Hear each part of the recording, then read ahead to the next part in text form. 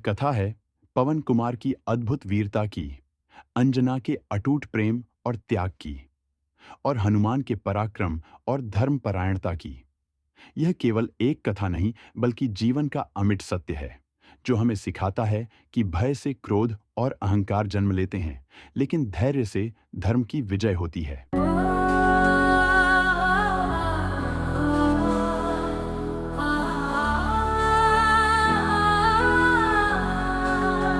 यह कहानी है अनजाना पवन हनुमान की, धर्म निष्ठा त्याग तप के गुणगान की। अंजना का जीवन तप में बीता, धर्म पथ पर हर कष्ट जीता। पावन प्रेम की वो मूरत थी, सहनशीलता की सूरत थी।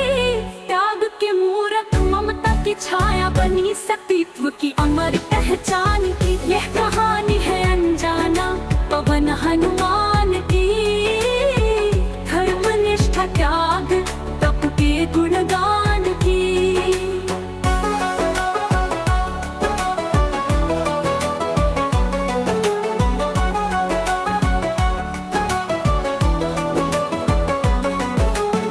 पवन समान था साहस जिसका, न्याय के रथ का था वह रथिका। अडिग अचल अपराजित बल, धर्म हेतु अर्पित तन और मन। वीरता में जो था विराम, अडिग अचल अपराजित बलवान की। यह कहानी है अनजाना पवन हनुमान की, धर्म निष्ठा त्याग तप के गुणगान की।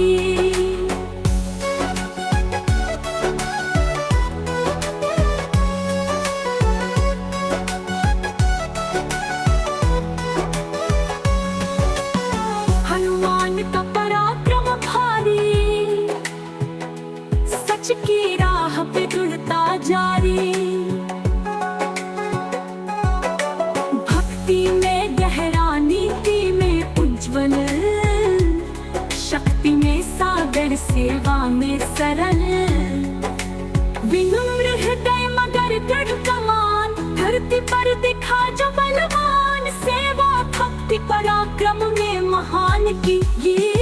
यह कहानी है अनजाना पवन हनुमान की, धर्म निष्ठा त्याग तप के गुणगान की।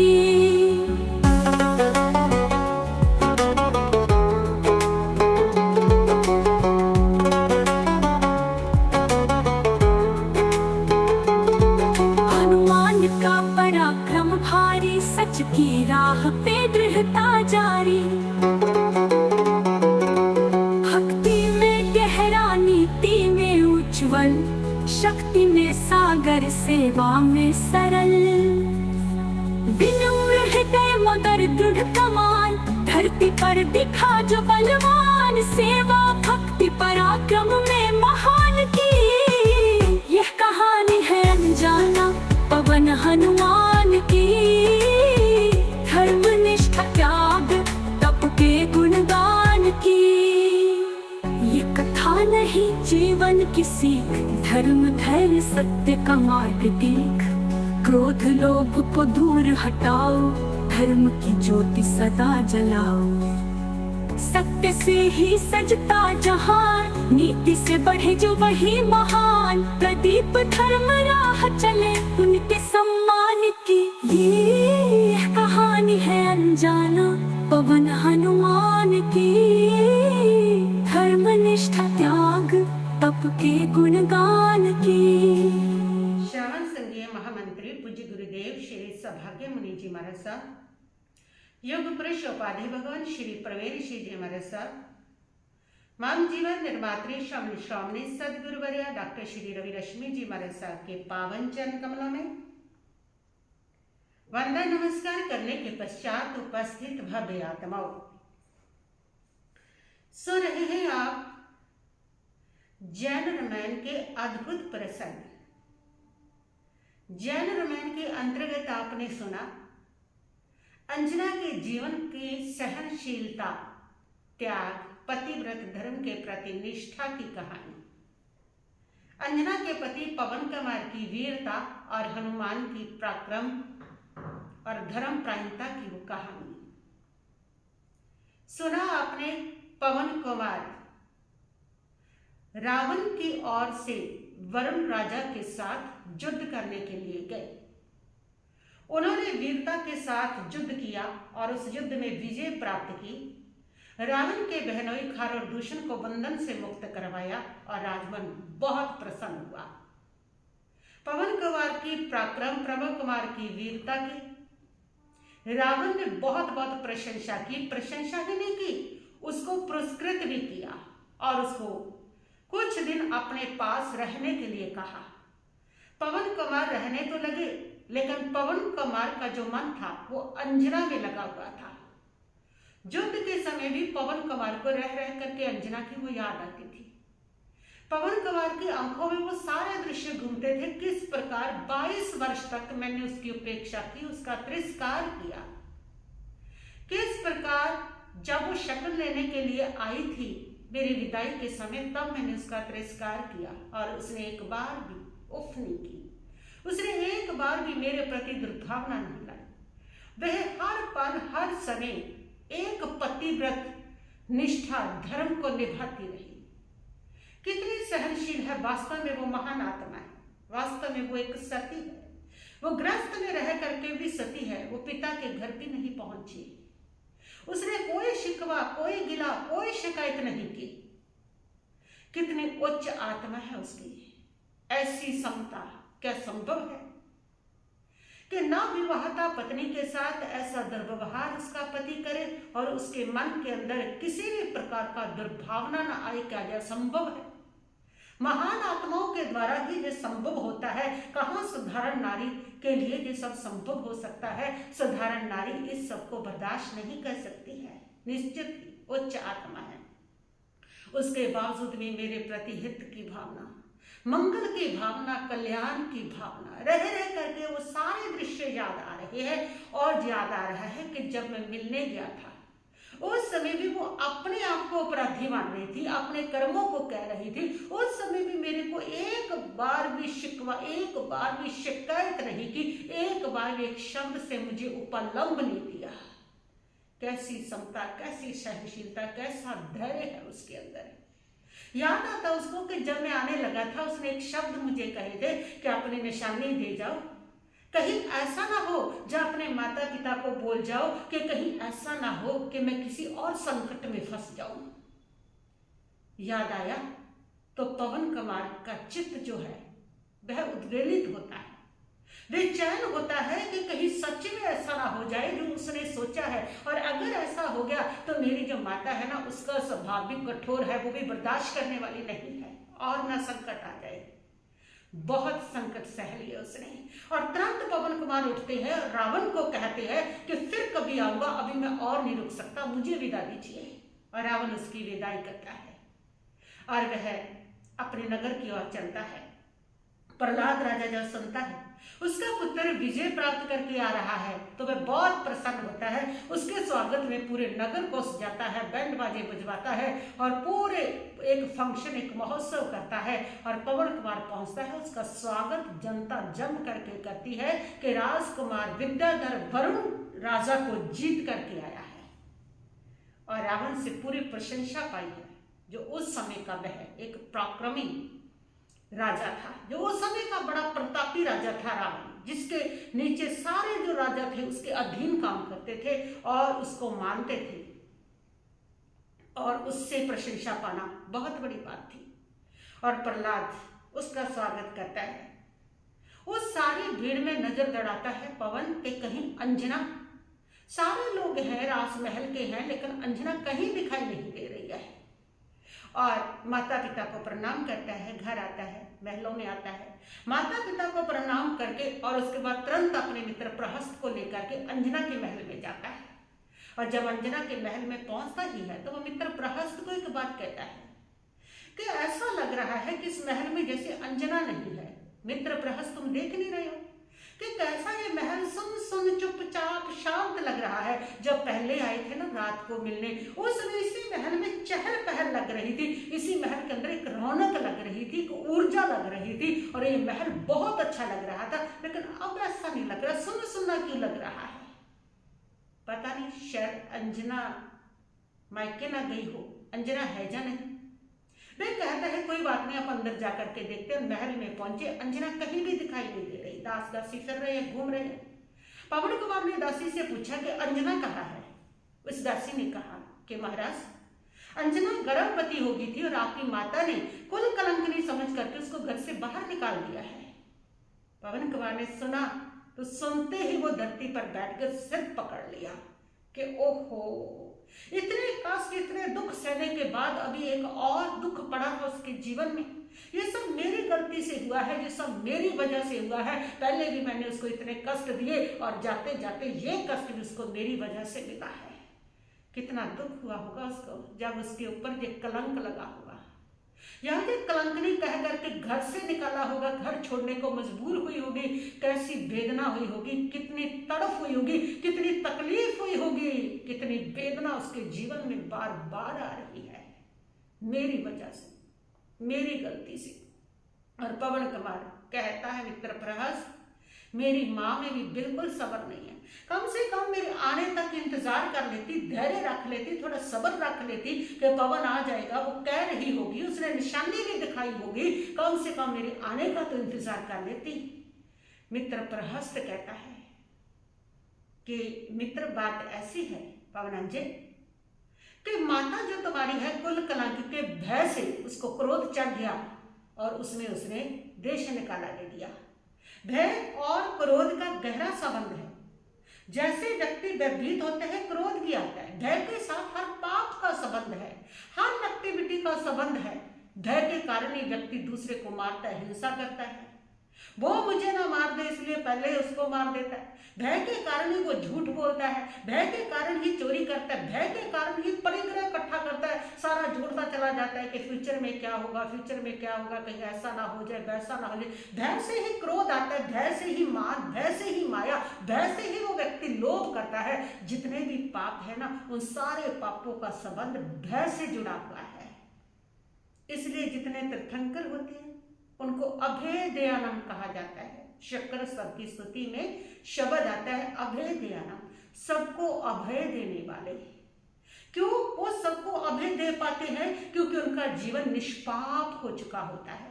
जो निष्पाप हो जाते हैं वही अभय देते हैं, अभयदाता बनते हैं, वही अभय खुद बनते हैं, दूसरों को भी अभय देते हैं। जिनके जीवन में पाप ठहरे हुए हैं वो अभय न दे सकते हैं न अभय हो सकते हैं। उनको भय निरंतर लगे रहेंगे और उस भय के अंदर के कारण जीवन के अंदर एक के बाद एक जो समस्याएं हैं वो व्यक्ति खड़ी करता चला जाता है। ये सारी समस्याएं भय से पैदा होती है। तो वो भयभीत हुई, भय से क्रोध आया, क्रोध से आकर के उसने धैर्य को खो दिया। जितने भी पॉजिटिव गुण है वो सारे भय से समाप्त हो जाते हैं। भय से तुम्हारा धैर्य भी समाप्त होगा, शांति भी समाप्त होगा, विवेक भी समाप्त होगा, हर चीज भय से समाप्त होती है। इसलिए परमात्मा कहते हैं कि भय को जीतो, भयभीत मत बनो। भय तुम्हें पाप की ओर ले जाएगा। भय से तुम्हारी आत्मा कमजोर होती चली जाएगी, भय से तुम्हारे अंदर नेगेटिविटी बढ़ती चली जाएगी, भय से तुम्हारे भीतर पापों का आश्रम होना शुरू हो जाएगा। इसलिए भयभीत मत बनो और भयभीत किसी को करो भी मत, किसी भी जीव को भय मत दो। जितना दे सकते हो जीवों को अभय दो। 6 काय जीवों को अभय, ये संयमी जीवन का संकेत होता है, संयमी जीवन का पर्याय है कि 6 काय जीवों को अभय दान देना। 6 काय जीवों को अभय, जब हम उनको अभय देते हैं तभी निष्पाप बनते हैं। जब तक हम भय देते रहते हैं तब तक हमारा जीवन निष्पाप नहीं बन सकता है। भय से ही सारे मुसीबतें आती है और वो भयभीत होती है। पवन को खड़ा करते हैं और पवन कहता है मित्र अपन चलते हैं। यहां से अपन महेंद्रपुर जाते हैं। कहाँ गई होगी अंजना? आखिर पिता के पास ही गई होगी ना। लड़की जो होती है ससुराल से निकाल दी जाती है तो माता पिता ही उसका सहारा होते हैं। वहां पहुंची होगी और अपन अंजना को लेकर के आते हैं। माता पिता को सूचना दे के सीधा महेंद्रपुर पहुंचते हैं। और महेंद्रपुर जब पहुंचते हैं तो राजा महेंद्र जो है उनको पता चलता है हमारा दामाद आ रहा है। वो उसके स्वागत की पूरी तैयारी करते हैं और स्वागत के साथ उसको महल में लेके जाते हैं। पवनंजे की जो नजर है वो महल में चारों ओर घूम रही है कि अंजना क्यों नहीं आई। अगर अंजना यहाँ होती तो आ जाती, लगता है अंजना शायद यहाँ भी नहीं है। भोजन रखा गया और भोजन के लिए तैयार किया गया, स्वागत पूरा जोर शोर से किया। और जब खाने की बारी आई तो पवनंज कहते हैं कि मित्र अपने प्रहस्त से कि मित्र अपन भोजन करने नहीं आए हैं, अपन अंजना को ढूंढने आए हैं और अंजना कहीं भी दिखाई नहीं दे रही है, पूछना चाहिए। और तब महेंद्र राजा से पूछते हैं और महेंद्र राजा उसके 100 भाई और माता वो कहते हैं कि हमें अब बहुत दुख हो रहा है, बहुत पश्चाताप हो रहा है। आप आए इससे पता चला हमें कि अंजना निर्दोष थी। हमने अपजश के भय से, उस भय से हमने अंजना को देश निकाला दे दिया, घर से निकाल दिया, घर में नहीं रखा कि हमारे कुल का अपजश फैलेगा। इसने शायद कुछ गलत किया है, लेकिन अब हमें पश्चाताप हो रहा है। अब हम इस बात को लेकर दुखी हो रहे हैं कि हमारी पुत्री बिल्कुल निर्दोष थी और हम उसको रख नहीं सके। भय से महेंद्र राजा पराजित हुए। भय से महेंद्र राजा अपनी संतान के प्रति कठोर हो गए। भय क्रूरता देता है, भय कठोरता देता है। भय व्यक्ति के भीतर प्रेम, दया, करुणा सब समाप्त कर देता है। ये व्यक्ति का भय हुआ करता है। अपजश का भय जैसे ही सवार हुआ तो सारे रिश्ते भूल गया महेंद्र राजा। कोई रिश्ता नहीं, जो रिश्ते इतने प्यारे लगते थे सबसे प्रमुख हो गया उसको अपना मान, सम्मान, जश। भय से व्यक्ति जो है वो इतना स्वार्थी हो जाता है कि अपने रिश्तों को भी ठकरा देता है। ये व्यक्ति का भय हुआ करता है। इसलिए भय बहुत खतरनाक है। जीवन में अभय बनने की कोशिश करो, जीवन से पाप अपने आप समाप्त हो जाएंगे। ज्यादातर जो पाप है वो भय से आ रहे हैं और जैसे तुम अभय हो जाओगे तब किसके लिए अभय होगे हो तो कोई पाप भी जीवन में नहीं रहेगा। ना हिंसा का पाप, ना झूठ बोलने का पाप, ना परिग्रह का पाप, ना स्वार्थ का पाप, कोई भी पाप तुम्हारे जीवन में नहीं आएगा।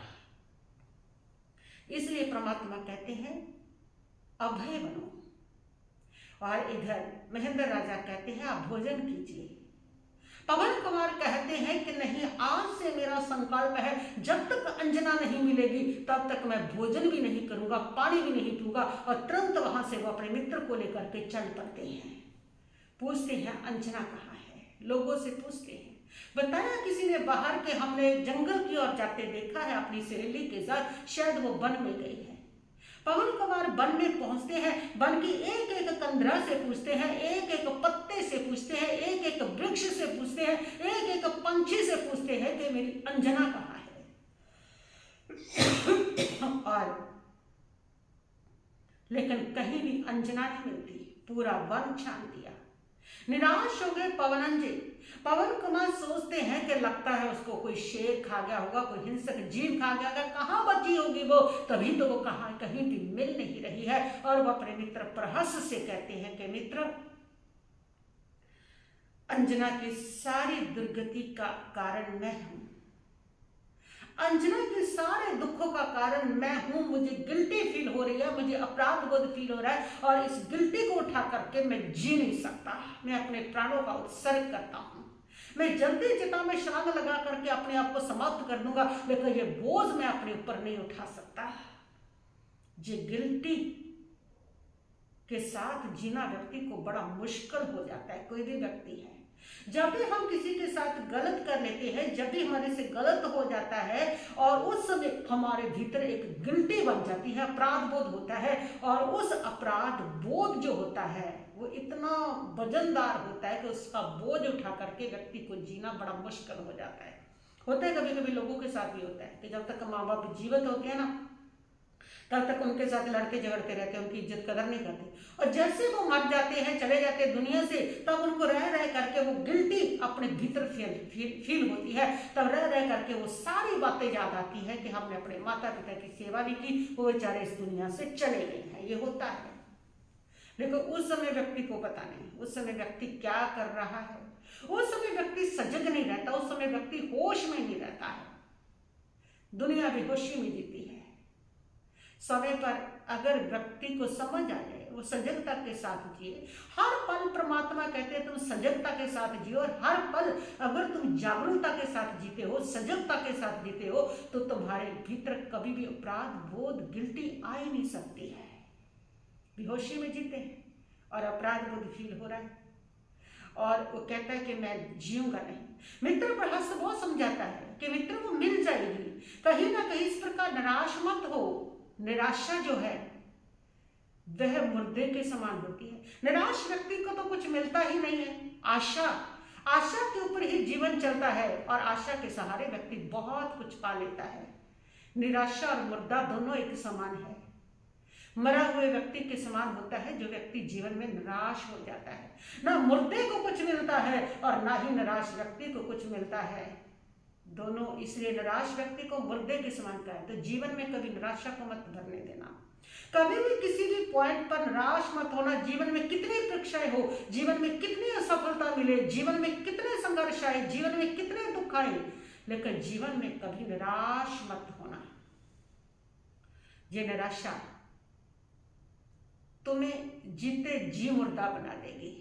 ये निराशा तुम्हें चारों तरफ से सफलता ही सफलता देगी। जो तुम्हारे पास है तुम्हारा वो भी चला जाएगा। निराशा ऐसे होती है, और निराशा व्यक्ति के सारे उत्साह को, सारी आत्मशक्ति को, सारी एनर्जी को, सारी ऊर्जा को खत्म कर देती है। और वह कहता है कि तुम्हारी निराशा तुम्हें ढूंढने की तुम्हारे भीतर जो ऊर्जा है, अंजना को, तुम्हारी उस ऊर्जा को खत्म कर देगी। अंजना को कुछ नहीं हुआ, लेकिन तुम्हारी निराशा इस बात को खत्म कर देगी कि तुम्हारे भीतर ये पॉजिटिविटी बनी रह सके कि अंजना मुझे मिलेगी। प्राप्ति का जो उत्साह है, प्राप्ति का जो पराक्रम है, प्राप्ति की जो ऊर्जा तुम्हारे भीतर थी, उसको समाप्त करती है तुम्हारी निराशा। इसलिए निराश मत हो। वह कहता है कि नहीं, मुझे अब अपने प्राणों का उपसर्ग करना है। मित्र प्रहस्त कहता है चलो थोड़ी देर ठहरो, पहले माता पिता को सूचना तो दे दे। उनके तुम इकलौते राजकुमार, उनका क्या होगा, उनको एक बार सूचना दे आने दो, तब तक तुम यहीं पर ठहरो, यहीं पर हो, तब तक तुमने कुछ नहीं करना। ये कह करके प्रहस्त जो है राजा प्रहलाद के पास पहुंचते हैं। इस प्रकार ये बहुत ही सुंदर प्रसंग है चंद्रमैन के। आगे सुनेंगे आप किस प्रकार राम से मिलेंगे हनुमान जी, और किस प्रकार उनके दूत बनेंगे, और कैसे आगे क्या होगा। तो ये सारी आगे आप सुनने को आपको मिलेगा। बस इतना ही कहती ही मैं अपने वक्तव्य को यहीं पर स्थगित करती हूँ। ओम शांति शांति शांति भवतु।